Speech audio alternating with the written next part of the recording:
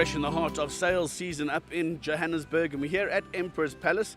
We always try to catch up with David Allan. He is a platinum sponsor of the Breeding to Win show, and when he does come to town, we try and make the most of it and get a bit of insight from you. David, once again, welcome back to South Africa. Thank you very much. It's the 8th trip this year, which actually isn't a record, but anyway, very pleased to be here as ever. David, some 10 years back, the first tour party that was arranged to go out to Tattersalls was quite instrumental in obviously getting a few mares to South Africa, but I think South Africa left a bit of a mark at Tattersalls as well. Yes, if you're talking about the partying in the evening, you're dead right. But we did have our serious times as well, and we all did a lot of work.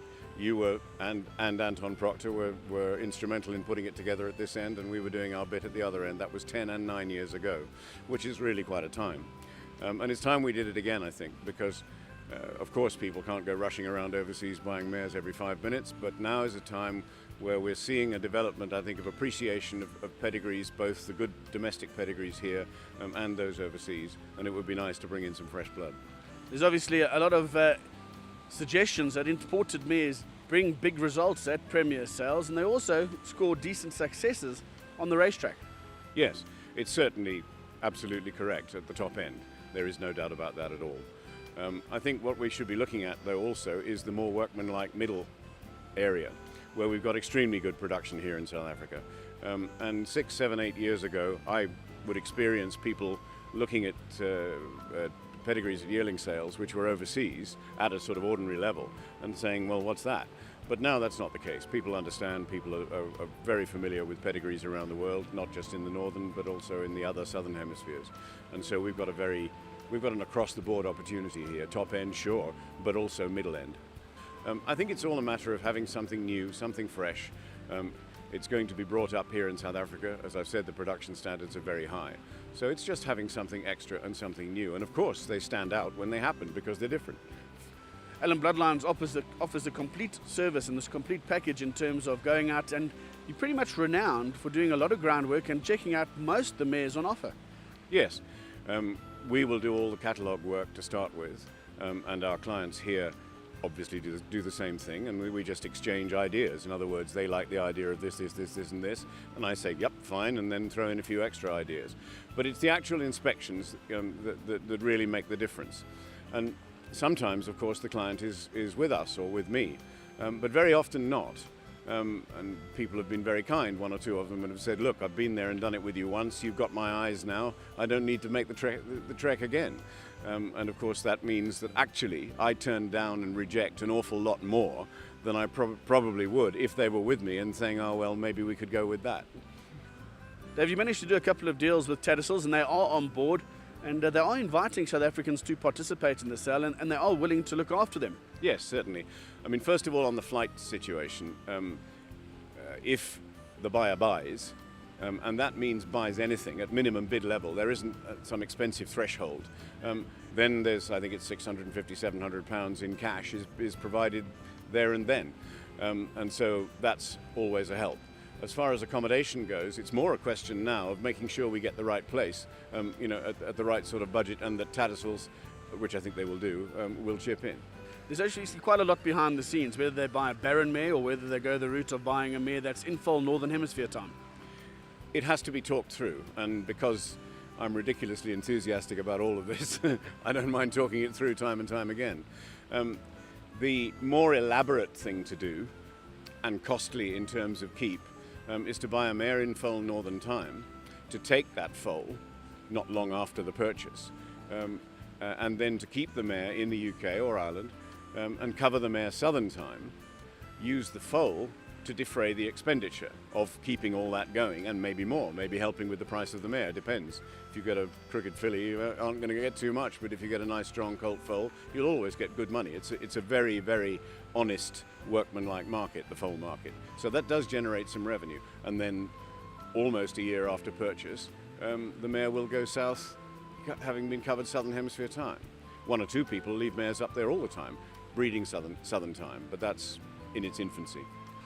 Dave, obviously you've been involved in this for some time now, but you've got some very good contacts that allow breeders to access a farm at a decent discounted rate for South Africans and also Southern Hemisphere stallions. Yes, on the stallion side, Of course, it has to be stallions that are not shuttling to Australia, but that is not a negative situation at all, because Juddmonte, for example, whether it's Frankel and Oasis Dream and all those guys, or whether it's cracking new horses at a fraction of the fees, like Bated Breath, they're there all the time. They will not shuttle. Dali always has one or two. There are always reasonably interesting horses to use, and to produce something which in the sales here would be a little bit exotic.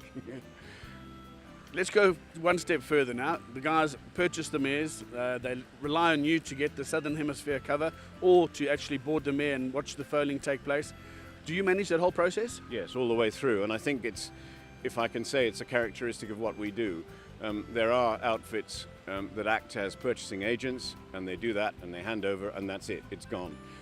Almost everything that we buy of any sort, we stay with it somehow or other, either as the hands-on manager on behalf of a client, very often new to the industry one way or another, or people who are overseas who need their interests looked after while the mare is not with them. So yes, we do all of that. And you talked about keep rates and things like that. I mean, obviously it's sterling keep, so it has to be factored in, which is where the foal helps, pay for that kind of thing, admittedly in arrears.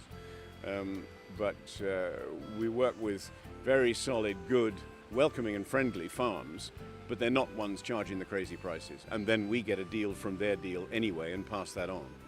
But having said that, we're dwelling particularly on that, which, as I said a few minutes ago, was the elaborate, the straightforward thing is to buy barren mares, which can often be a real bargain, or fillies off the track who are starting, and they can go more or less straight to South Africa. We don't have all that hassle. And when they come to South Africa, and this is a key point, they will have 2, 3, 4 months to acclimatise before the breeding season starts here. Is a breeder who has maybe 500,000 Rand available to purchase to get involved in a project like this, would their 500,000 Rand be enough to actually have a significant impact? Absolutely, no doubt. The spend for most of our South Africa purchasing, which including the jamboree that you referred to earlier on, has been something like, I think it's just under 70 fillies and mares coming in here from that particular source, from Tattersalls. And the average spend 3-4 years ago would be somewhere in the 20 to 40,000 range, sterling I'm talking about. And now it has to be less because the Rand is weak. But I would say that £15,000, 300 odd thousand, is a very good figure to be going to war with. Maybe kicking it up towards 500, we will get something nice. And lastly, David, if somebody was really interested and wanted to get hold of you, we're going to be putting up the details, as you mentioned as well. But how do they go about getting in touch with you? My local cell, I am here 40-odd% of the year anyway, but when that rings and I'm in the UK, my PA roars with laughter because my accent changes and I use different expressions. So that's on all the time. And obviously email, and then I get on. The key thing is to have a phone conversation, or next week, I'm in the Cape all the time. Have car, we'll travel to farm. I'll be on several different farms anyway. Well, thanks very much to David Allan, and certainly if you are willing and you are interested in getting involved in the Tats mare sale, David Allan, as he said, will be available for contact. He's in South Africa for a week or so, and you are going to be able to make contact with him. Certainly I can recommend the trip. Tattersalls are tremendous hosts, and it's wonderful to see all those international pedigrees. But right now, back to Julie in the studio.